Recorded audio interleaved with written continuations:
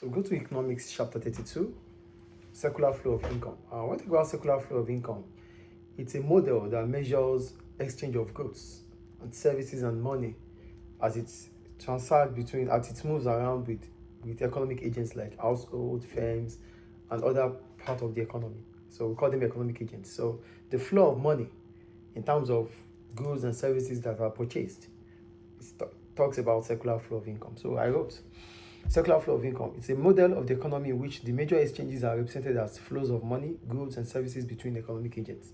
So the flow of money is the major exchanges are money. Money is being exchanged for goods and services. That brings about circular flow of income. So that takes us to income, output, and expenditure. I wrote, to study the economy as a whole, it is done through macroeconomics. So a key macroeconomic variable is the level of our total output within an economy. And when we have to measure the total output within an economy, we're talking about the national expenditure, we're talking about the national income, and we're talking about the national output. So the three of them will still give us the same circular flow. So for measuring the output of an economy, I wrote, we can measure the output of an economy as of an open economy or closed economy. So we're going to start with a closed economy. Why do we call it a closed economy? We call it a closed economy because it's a simple economy where there's no government intervention and there's no foreign trade.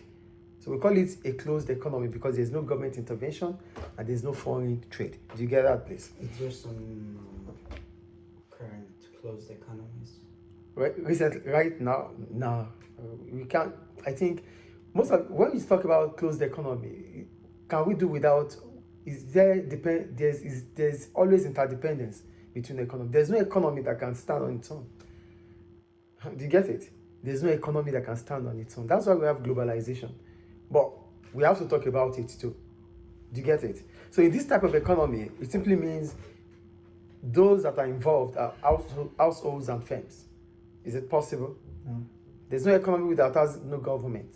So there's no closed economy. Do you get it here? Okay. So here I wrote, a closed economy. This is a simple economy where there is no foreign trade and no government. That means a closed economy. So this economy only has households and firms. Households own the wealth of the nation. They own the factors of production. They supply these factors to firms in return for income. So it's circular. Household, they own capital, labor, and land. So they sell these things in exchange for income. They sell to who? They sell to the firms. The firms use it to produce goods and services, which has to be sold to the household. So it's from household to firms, firms to households. That's why we call it a closed economy. So I wrote. They own the factors of production. So they supply these factors to firms in return for income. So these incomes are in forms of wages, interest, rents, and profit. This is what households will earn. Then they will be used in buying goods and services produced by the firms. Do you get it? Yeah. So firms produce goods and services by hiring factors of production from households and sell back to households. So that's what we call a typical closed economy. Do you understand the closed economy? Great, thank you. So for a closed economy, it is about households to firms. Goods are purchased, goods and services are sold to households. Households spend on goods and services. Firms, they hire land, labor, and capital from households. Households get rents, incomes, wages, and profit from them. I think it's clear. Any question about that? So to measure the economic activity, so we measure economic activity in three ways, which is national output, which is O, national income, which is Y, and national expenditure, which is E. Do you get it? So why do we call it national output? We call it national output because it is the value of the flow of goods and services from firms to the household. So what the firms produce that they sell to the households is called national output.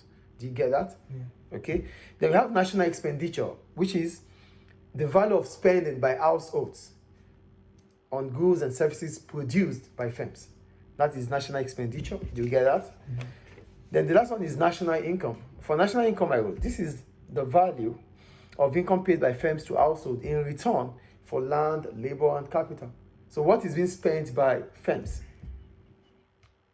to households in return of the land, the labor, the capital, which is interest, wages, profits, and rents for households. That's national income. Are they clear? Yeah. So this simply means income, expenditure, and output are three ways to measure the same flow.